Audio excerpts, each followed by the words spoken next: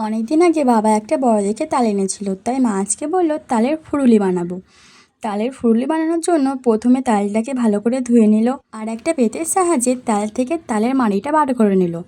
তারপর একটা থালাতে পরিমাণ মতো নুন, চিনি এবং আটা দিয়ে সেটিকে ভালো করে তালের মাড়িটার সাহায্যে মেখে নিয়ে কিছুক্ষণের জন্য ঢাকনা দিয়ে রাখতে হবে। কিছুক্ষণ পর ঢাকনাটা সরিয়ে আগে থেকে মেখে রাখা তালের মিশ্রণটাকে আরেকটু মেখে নিতে হবে।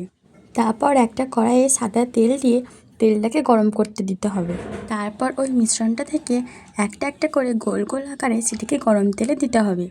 আর কিছুক্ষণ দিয়ে দেওয়ার পর যখন দেখবে এক দিকটা হয়ে গেছে, তখন ভালো করে নেড়ে চেড়ে আর এক দিকটা ভাজার জন্য দিয়ে দিতে হবে। দুদিকটা ভাজা হয়ে গেলে দেখবে একটা সুন্দর বাদামি রং চলে আসবে। এভাবে বানিয়ে নিতে পারো তালের ফুরুলি। ভিডিওটা ভালো লাগলে অবশ্যই একটা লাইক করো এবং সাবস্ক্রাইব করে আমাদের চ্যানেলের পাশে থেকো। টাটা।